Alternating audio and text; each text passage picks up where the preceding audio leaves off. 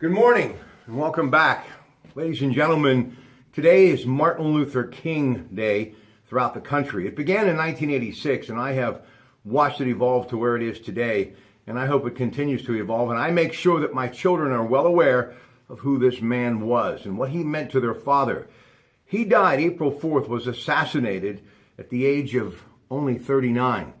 And the men that were around him at that time, I also have great admiration for, the Reverend Jesse Jackson and one of my favorite, Andrew Young. And I was actually watching a documentary in between the Steelers game yesterday, and I have to admit there were times that I found myself watching more of the documentary than the Steelers game, because that's how much Dr. King meant to me.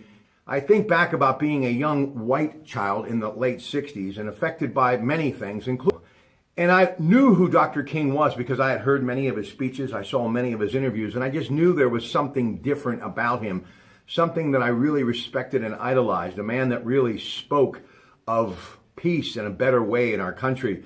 And I also noticed, and I talked about this on the radio, that my friends of color, the young black friends that I had, and there were many growing up, that I knew things were a little different for them. And I couldn't quite understand why, because I was just too young. But as I have grown, I've always made it a point to just get that message out there, especially the message of Dr. King, who was awarded the Nobel Peace Prize and posthumously the Presidential Medal of Freedom. I was also, as I was doing a little research today, getting ready for a very special hour in the 10 o'clock hour tonight, and which I'll tell you about in just a moment, I was really happy to find out that he was a big fan of someone that I have always been a fan of, Mahatma Gandhi, a man that was also about peace, and what he did for India is absolutely incredible. And it really kind of goes to figure that that would be one of the people that Dr. King looked up to, because he was all about peace. And coming up tonight, a man who really has stepped up in the cause, he is the former president of the Pittsburgh chapter of the NAACP, Tim Stevens, also the founder of the Black and White Reunion. We'll talk about that. That's coming up on January 20th of this month, but we spend the majority of the hour looking back at the life of Dr. King.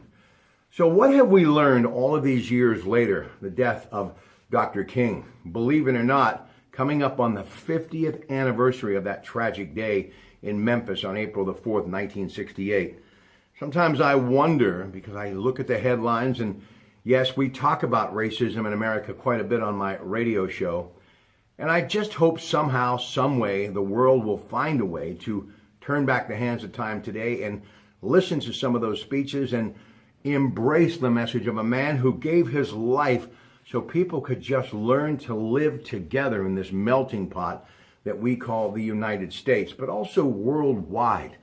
You know, the thing that I've often told my children, it's not the color of someone's skin, their religious beliefs, or really who they are as far as their financial stature, or where they are as far as those classifications in life that sadly everyone has, whether they be upper class or working class. It's about the color that runs through their veins, blood red. We are all human beings, and we should treat each other accordingly. And I think the one message that all of us should be thinking about today on this MLK Day is about respecting one another and realizing that united we stand and divided we fall. The message is as clear today, even on the eve of his death, when he knew in his soul that his life would probably be cut short, he still had the strength and the stamina to stand there and to speak his message. And that message is very simple. Just understand, no matter who you are, that same person across town, across the aisle, has the same feelings and the same beliefs as you do. So why not try to help them and be uplifting enough that they too will understand that in your time of need, they will take that short walk and help you rise above it.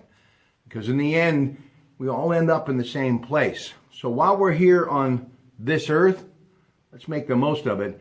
And I'm sure Dr. King would want nothing more than that.